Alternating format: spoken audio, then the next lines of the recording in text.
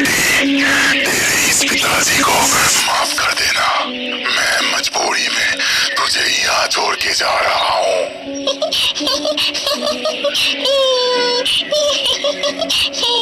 तेरे चेहरे पर ये खुशी हमेशा बनी रहे। तू अभी छोटी है, इसीलिए समझ नहीं पा रही है। वो शिकारी तेरी माँ को मार डाली बेटी। जिस दिन नागराज और नागिन के कन्या की जन्म हुई, उस दिन नागराज, आप इस कन्या संतान के जन्म से खुश तो है ना? मैं बहुत खुश हुई नागिन, लेकिन हमारी बेटी की कुछ नाम तो रखना पड़ेगा ना। आप ही कहिए कि क्या नाम रखा जाए? नागराज और नागिन जब इस प्रकार की बातचीत में व्यस्त थे, उसी समय उसी जंगल में एक शिकारी पक्षी शिकार करने की उद्देश्य में इधर उधर घूम रहा था। फिर शिकारी एक चिड़िया को देखते ही मिल गया, आखिरकार एक चिड़िया मुझे मिल गया। आज इसे ही मैं तीर से शिकार करूंगा। ये कहते ही शिकारी ने चिड़िया को निशाना बनाकर तीर चलाया, लेकिन चिड़िया उड़ गया और जैसे ही चिड़िया उड़ गया, वो तीर सीधा नागिन के सीने में जाकर लगा। नागिन, नागिन, ये क्या हो गया तुम्हें? कौन किया ये? ठीक उसी वक्त शिकारी दौड़ते हुए वहाँ आके देखा। अरे, ये मुझसे क्या हो गया? मैं तो चिड़िया शिकार करने के लिए तीर चलाया था, लेकिन चिड़िया उड़ जाते ही वो तीर नागिन को आगे लग गया। मूर्ख शिकारी, आज तुझे इसकी सजा भुगतनी पड़ेगी। आज से तू यहाँ पत्थर की मूर्ति बन के खड़े रहेगा। मुझे माफ कर दीजिए इच्छाधारी नागराज। मुक्ति चाहिए? ठीक है, वो भी मिलेगा। मेरी बेटी जब 5 साल की हो जाएगी, तब उसे इच्छाधारी नागिन की ताकत मिलेगी। तब वो आके तुझे मुक्ति देगा।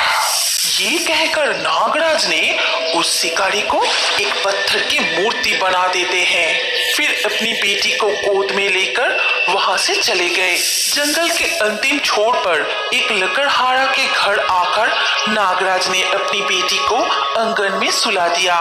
फिर नागराज ने नागमणि अपने हाथ में लेकर बेटी को स्पर्श कराकर उसकी पूंछ को इंसान जैसे 2 पैरों में बदल दिया। फिर बेटी को वहां ही छोड़कर नागराज जंगल में लौट गए।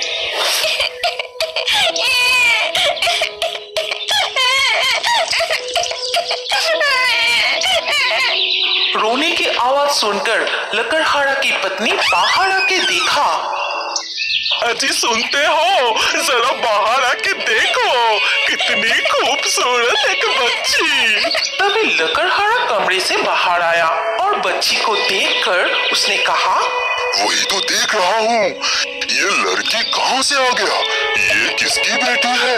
तुम देख नहीं रहे हो कि कोई उसे हमारी आंगन पर छोड़ गया है, इसीलिए अब से ये हमारी बेटी है। मेरे 4 बेटे के बाद एक बेटी मिली, इसीलिए आज से इसका नाम पंचमी होगा। इसके बाद पंचमी लकड़हारा के परिवार में बड़ी होने लगी। देखते देखते 5 साल बीत गए। जिस दिन नागकन्या पंचमी के जन्म के 5 साल पूरे हुए, उस दिन अचानक पंचमी की तबीयत खराब हो गई। माँ, आज मेरी तबीयत बहुत खराब लग रही है। मैं आज आप लोगों के साथ जंगल में लकड़ी काटने के लिए नहीं जाऊंगा। ठीक है बेटी, तू आज घर में ही आराम कर, लेकिन हम लौट कर आने तक घर से बिल्कुल बाहर मत निकलना, समझी? तो फिर ठीक है माँ, मैं आज घर में ही थोड़ी आराम करूंगी। इसके बाद लकड़हारा और उसकी पत्नी अपने 4 बच्चों को लेकर जंगल में लकड़ी काटने चले गए। उधर पंचमी के शरीर में एक परिवर्तन दिखाई देता है। उसकी 2 पैर सांप की पूंछ में बदल गई। ये क्या? ये मुझे क्या हो गया? कैसे हुआ? अब मैं क्या करूंगी? ये पंचमी डर के मारे रोने लगी। तब तक लकड़हारा के परिवार अपने घर वापस आ गए थे। फिर कमरे में प्रवेश करके पंचमी को उस हालत में देखकर, ये क्या बेटी पंचमी, ये तुझे क्या हो गया? समझ नहीं रही हो कि हम इतने दिनों से कोई नाग कन्या को पाल रहे थे और उसने अपना चेहरा छिपाकर हमें धोखा दिया है। नहीं माँ, मुझे तो इसके बारे में कुछ भी नहीं पता था। मैं समझ नहीं पा रही हूँ कि ये कैसे हुआ। लेकिन लकड़हारा वहाँ और नहीं रुका। वो सीधा एक सपेरे के पास चला गया। फिर उसने सपेरे को पूरी घटना बताई। सब कुछ सुनने के बाद, ये तो बहुत ही खतरनाक घटना है। अभी मुझे तुम्हारे घर जाके उस नागिन कन्या को बंदी बनाना पड़ेगा, नहीं तो वो तुम्हारे बहुत बड़े नुकसान कर देगा। तो फिर जल्दी चलिए हमारे घर, न जाने अब तक वो नाग कन्या पंचमी कोई नुकसान न कर दे। फिर वो सपेरा लकड़हारा के साथ वहाँ आया और बहुत जोर जोर से बीन बजाने लगा। बंद करो ये बीन की आवाज से, मुझे बहुत कष्ट हो रही है। पिताजी, सपेरे को बीन बजाना बंद करने के लिए कहिए ना, मुझे बहुत तकलीफ हो रही है। मैं तेरे पिताजी नहीं हूँ, तू एक नाग कन्या है। सपेरा जी, आप इसको आपके साथ ले जाइए। फिर सपेरा ने पंचमी को रस्सी से बांधकर बंदी बना लिया। नहीं पिताजी, मुझे छोड़ दीजिए। मैं आप लोगों को कोई नुकसान नहीं पहुंचाऊंगी। मुझे छोड़ दीजिए। अरे तुम पागल हो गए हो क्या? हमने उसे इतने सालों से पाला पोसा है, वो हमारी ही बेटी है। उसे तकलीफ हो रही है, उसकी रस्सी खोलने के लिए कहो। लेकिन लकड़हारा और सपेरा उसकी कोई बात नहीं मानी। सपेरा ने पंचमी को लेकर वहां से चला गया। उसी दिन रात को जब सब सो रहे थे, तब इच्छाधारी नाग ने अपनी रूप बदलकर एक काले सांप के रूप लेकर उनके घर में प्रवेश करके पंचमी को खोजने लगा। ये क्या, मेरी बेटी कहाँ गई? उसकी गंध से पता चल रहा है कि वो एक बार ही था, लेकिन मुझे वो दिख क्यों नहीं रहा है? ठीक उसी वक्त लकड़हारा नींद से जाग जाती है और कमरे में काले सांप को देखकर वो चौंक जाता है। फिर उसके पास मौजूद कुड़ाल को उठाते हुए काले सांप को मारने जाता है। तभी वो इच्छाधारी नाग अपनी असली रूप में आ जाता है। लकड़हारा, वही रुक जाओ, मैं यहाँ तुम्हें डांसने नहीं आया। मैं मेरे बेटी को यहाँ से ले जाने के लिए आया हूँ। बताओ वो कहाँ है?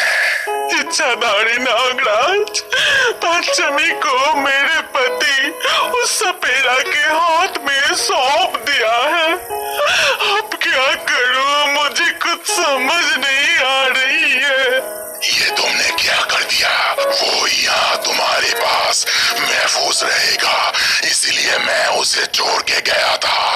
मुझे अभी मेरे बेटी के पास ले चलो। इसके बाद लकड़हारा और उसकी पत्नी नागराज को साथ लेकर उस सपेरा के पास जाते हैं और वहां पहुंच के छुपके से देखता है कि सपेरा ने पंचमी को एक खंबे में बांध कर उसके सामने आग जलाकर बीन बजाते हुए यज्ञ कर रहा है। बंद कीजिए, ये बीन बजाना बंद कीजिए। इसकी आवाज से मुझे बहुत तकलीफ हो रही है। और तकलीफ होगा? बीन बजाना मैं बंद नहीं करूँगा। तुम्हें ढूंढते हुए तुम्हारे माता पिता यहाँ जरूर आएंगे, तब उन्हें भी मैं बंदी बनाऊंगा। फिर जाके ये बीन बजाना बंद होगा। जी, मैं ये क्या कर दिया? पंचमी को कितनी कष्ट हो रही है। ये कहते हुए लकड़हारा पेड़ के पीछे से निकलकर सपेरा के सामने जाकर बोला, सपेरा, आप पंचमी को छोड़ दीजिए, वो किसी का नुकसान नहीं करेगा। कभी नहीं, तू चला जा यहाँ से। मेरे साधना में बाधा मत डाल, भाग यहाँ से। तभी अचानक आसमान काले बादल से छा गया। जोर से तूफान उठा, सारे पेड़ जोर जोर से हिलने लगा। बारिश के पानी से यज्ञ की आग बुझ गई। तभी नागराज जाकर सफेरे को डस देता है। तभी जहर के कारण वो जमीन पर गिर पड़ता है और उसके मुंह से झाग निकलने लगता है। इससे पहले भी कई असुर, दानव, राक्षस, दैत्य स्वर्ग के राज्य में कब्जा करने की कोशिश की, लेकिन हर बार की तरह भगवान के सामने उन्हें हार माननी पड़ी और उनके हर एक योजना विफल रही। इस प्रकार लाखों वर्ष बीत गए। अभी स्वर्ग में सारे देव देवियों बहुत खुश हैं। आज हमारी योजना कोई रोक नहीं पाएगा। चुनौती नागिन, आज हमारी जय निश्चित है। सभी देवी देवताओं को परस्त करेंगे। इस स्वर्ग से सभी को भगाकर ही छोड़ेंगे। फिर उसके बाद मैं और तुम इस स्वर्गीय राज्य पर शासन करेंगे। तखत नाग और चुनमुनी नागिन स्वर्ग में एक पेड़ के पीछे से ये योजना बनाते हैं। तभी माता पार्वती और देवादिदेव महादेव कुछ ही दूरी पर बैठे थे, लेकिन उन्हें उस मायावी नाग नागिनी के अस्तित्व की भनक तक नहीं लगी। फिर वो मायावी नाग नागिनी स्वर्ग के दूसरे हिस्से में चले गए, जहाँ उस समय कोई भी देव देवियां नहीं थे। आपको याद है ना कि हमें अब क्या करना होगा? जल्दी करो, इस वक्त यहाँ कोई देवी देवता नहीं है। आज कोई भी भगवान हमारी इस काम को नहीं रोक सकता। आज हमारी जीत निश्चित है, क्योंकि कोई भी असुर कुल हमारे जैसा देवताओं के साथ पहले कभी भी ऐसा छल कपट नहीं किए थे। ये बात खत्म होते ही तखतनाग जोरों से गरज उठी और मुंह से काले जहरीले बादलों को छोड़ना शुरू कर दिया। कुछ ही समय में पूरे स्वर्ग साम्राज्य के आकाश जहरीले काले बादलों से ढक गया। देव देवियों के समझने से पहले ही आकाश में बिजली चमकी और मूसलाधार बारिश होने लगी। ऐसी विचित्र घटना देखकर देव देवियों दंग रह गए। हे प्रभु, ये कैसी लीला है? स्वर्ग में पहले तो कभी ऐसी बारिश नहीं हुई। तो क्या ये कोई असुर का काम है? क्या असुर कुल फिर से आक्रमण करने आ गए? अगर इस तरह बारिश होती रही तो स्वर्ग में बाढ़ आ जाएगी, इससे सब कुछ बह जाएगा। कृपा करके आप कुछ कीजिए प्रभु। आप स्वर्ग के सभी देवी देवताओं को ये सतर्क वाणी भेजे और कहे कोई भी देवी देवता इस मायावी बारिश में महल से बाहर ना निकले। इस मायावी बारिश के कारण खतरा किसी भी वक्त आ सकता है। स्वर्ग के आकाश में बारिश और बिजली धीरे धीरे तेज होने लगी। इधर लक्ष्मी, गणेश, सरस्वती, कार्तिकेय ये देखने के लिए निकल पड़े कि स्वर्ग में क्या कोई दुष्ट राक्षस छुपके से ऐसे कांड कर रहा है कि नहीं। वो चारों ढूंढते हुए एक जगह पे आके रुके और देखते हैं कि जमीन पर एक अजीब तरह के निशान। हमने ठीक ही एहसास किया है कि कोई दैत्य या दानव स्वर्ग में प्रवेश किया होगा, इसीलिए ऐसी मायावी घटनाएं कई युग बाद हो रही है। हमें जल्दी उन दोनों असुर को ढूंढ निकल के बंदी बनाना होगा, नहीं तो ये बारिश स्वर्ग में भयानक बाढ़ का कारण बन सकती है। अब ये अजीब निशान को देखते हुए उन्हें ढूंढते हैं। चलो। लक्ष्मी, गणेश, सरस्वती और कार्तिकेय वो निशान अनुसरण करते हुए आगे बढ़ते ही वो देखते हैं कि वो अजीब निशान एक गुफा के अंदर चली गई है और वो चारों गुफा के आगे रुक गए। लक्ष्मी और उनके तीनों भाई बहन मिलके उस दो असुर को सबक सिखाने की योजना बनाई। प्रभु, हमारे बच्चे तो अभी तक घर नहीं लौटे। आप क्या जानते हैं कि वो कहाँ है? मुझे बहुत चिंता हो रही है। ये बारिश के पानी धीरे धीरे करके स्वर्ग राज्य में बाढ़ का रूप लेने लगे हैं। अगर ऐसा ही चलता रहा तो भयंकर बाढ़ निश्चित है। प्रभु, आप कुछ कीजिए। देवादिदेव महादेव अपना त्रिशूल हाथ में लिए बादलों की तरफ आगे बढ़ाते ही त्रिशूल से एक पवित्र किरण निकली और बादलों से टकराई। लेकिन इस आक्रमण के कारण बादलों से बारिश की धारा और तेज हो गई। नहीं, अब इस बादलों को और आक्रमण करना ठीक नहीं होगा। जितना अधिक आक्रमण करूंगा, बारिश उतना ही तेज होता जाएगा। इस बादल बनाने वाले राक्षस को पराजित करके पाताल लोक में भेजना होगा, तभी हमारे इस स्वर्ग राज्य माया से मुक्त होगा। ऐसे ही बारिश के पानी जमा होते हुए बाढ़ का रूप ले लेता है। स्वर्ग के देव देवियों का महल लगभग पानी में डूब जाता है। ऐसे ही बाढ़ से बचने के लिए देवादिदेव महादेव पंचमुखी नाग का आह्वान करते हैं। महादेव की पुकार सुनकर पंचमुखी शेषनाग तुरंत प्रकट हुए। फिर शेषनाग के ऊपर माता पार्वती और महादेव चढ़कर वहां से चले जाते हैं। अब पूरा स्वर्ग राज्य पानी में डूब गया। स्वर्ग राज्य से इस बाढ़ का पानी कैसे निकलेगा? कृपा करके आप कुछ तो उपाय बताइए प्रभु। उपाय एक ही है, ये पानी मर्त लोक में भेजना होगा, तभी स्वर्ग से बाढ़ का पानी कम होगा। मर्त लोक की झरने से ये पानी बह के फिर नदियों में मिल जाएगा। फिर ये पानी पाताल लोक में प्रवेश करेगा। तक्षक, तुम चारों तरफ ध्यान से देखो। पूरा स्वर्ग राज्य पानी में डूब चुका है। बाढ़ का पानी धीरे धीरे स्वर्ग को डुबा देगा। हम ये युद्ध अवश्य जीतेंगे। वो सब तो ठीक है, लेकिन धीरे धीरे इस गुफा के अंदर पानी जम रहा है। हम गुफा के अंदर ज्यादा देर तक रहेंगे तो डूबकर मर जाएंगे। चलो इस गुफा से निकल के हम किसी दूसरे जगह में जाके छुपते हैं। जैसे ही तक्षक नाग और चुनमुनी नागिन गुफा से बाहर आए, लक्ष्मी, गणेश, कार्तिक और सरस्वती तुरंत ही उन दोनों को घेर लेते हैं। फिर उन दोनों को बंदी बना लिया।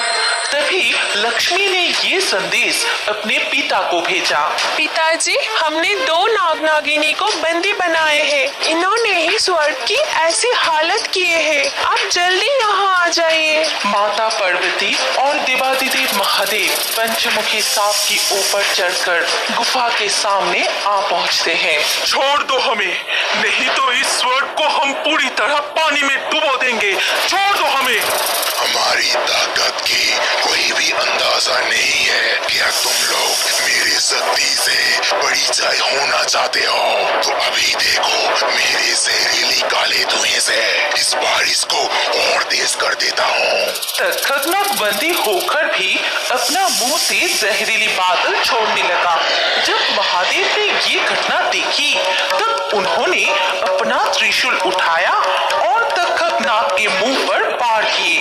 तुरंत ही तक्षक नाग का मुंह बंद हो गया। वो बहुत कोशिश करने के बाद भी मुंह खोल नहीं पाए।